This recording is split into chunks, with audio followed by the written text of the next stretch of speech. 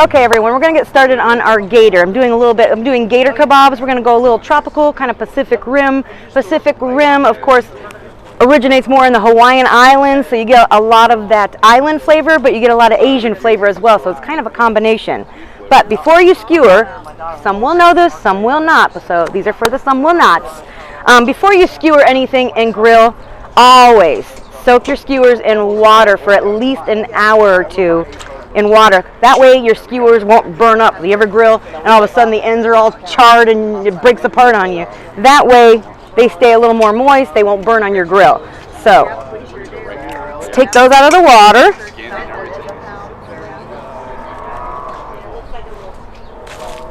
Just gonna dump the water. We are outside. Okay, so we have the beautiful gator meat. Gator meat is very tender, delicious, flavorful. A lot of people are mistaken of flavor profile of it.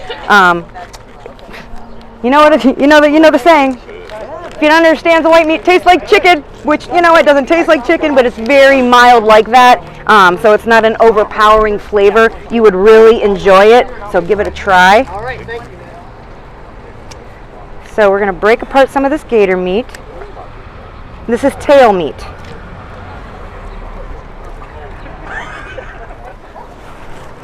Okay, so for our gator today, here's what I'm using. Soy sauce, fresh squeezed juice, cumin, and brown sugar. So I'll move this to the side a little bit so we can get our marinades on the side. We're going to add our brown sugar. And I know you see me dumping, but I'm used to doing this, so when you get the recipe, I will have the exact measurements for you, don't worry. This is just how I cook. Handful here. Handful there. You hear the ancient saying, just a little whisper of that, just a little whisper of that. It's how I was trained. I was trained in the Italian kitchen, and Grandma and Grandpa, and there was no measuring. It was taste, taste, taste as you go.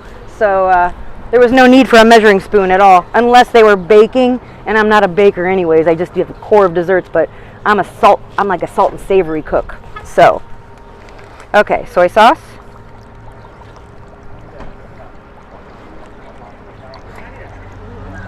You can marinate this up to about, almost a day ahead if you want to get a stronger marinade, but you don't have to. We're just gonna do about 15 minutes or so, 20 minutes like the chicken, so we can get this done, get a nice flavor on it today.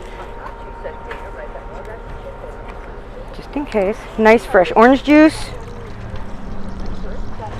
A lot of these cookings that we will do will be a lot of natural things. Nothing's going to be processed, no hydrogenated. I don't cook that way. I use a lot of natural products because I believe all flavors, naturally you can get just as much flavor as using those taboo products that I so call. I don't use them, and I use products that I represent as well, like duck fat and B&B or Traeger or some of the different things that I use. They're very pure in what they use, so that's why I choose to use them. I hate to use the word farm to table because it's so abused, but I am farm to table or seed to table, very fresh. So I make sure that all the taste profiles are there for you without having to, I hate to say, mask the flavors, because a lot of times people will mask the flavors to get the flavor profiles they need. We don't want to do that. We want you to taste, taste, taste. We want to wake up your tongue, wake up your palate.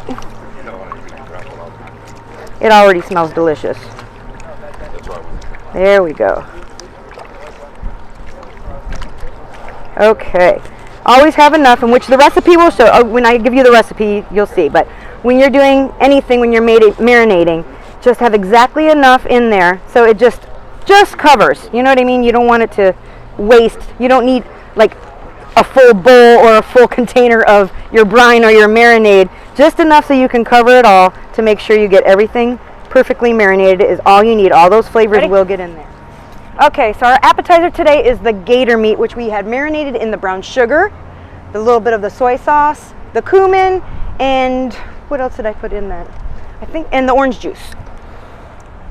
So we're gonna put it, it's about 400, a little over 400 degrees, because you wanna do this on a high heat. Like chicken, it's very tender, it's gonna cook really, really quick, because these are like little, like we talked about earlier, the nuggies, the little nuggets.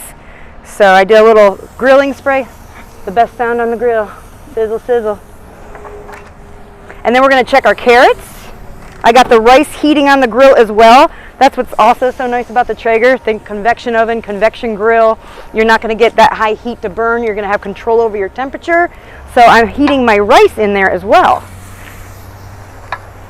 So let's get these guys on. I reserved the juice. Reserve your juice for just in the middle. We're going to glaze real quick, just a little extra.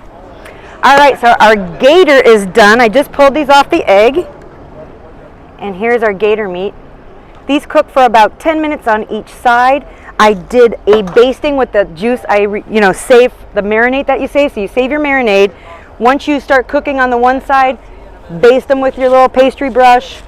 After you wait about 8 to 10 minutes, when you turn them over, do it again, saturate them real good, and that's all you need because you're just glazing those juices on there, and they are perfect. So these are going to be served with a little bit of just plain steamed rice because these are so full of flavor.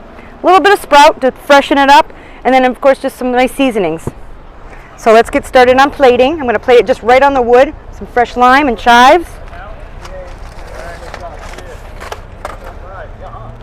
And then we're going to sample them out for everyone. It's fun doing different dishes like this because you're thinking, oh, it's so different for barbecue, but we're still staying as rustic as we possibly can.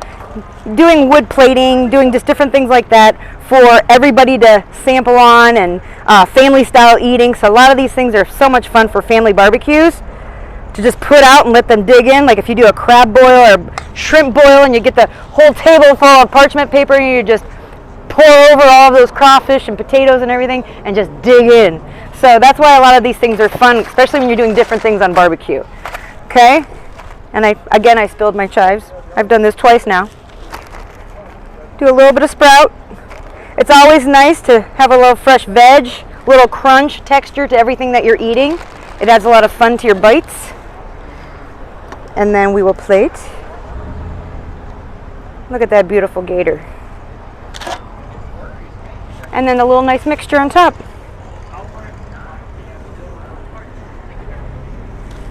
A little bit of fresh lime.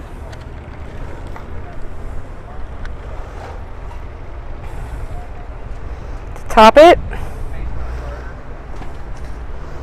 a little bit of chive. And then we have it. There's our appetizer for gator.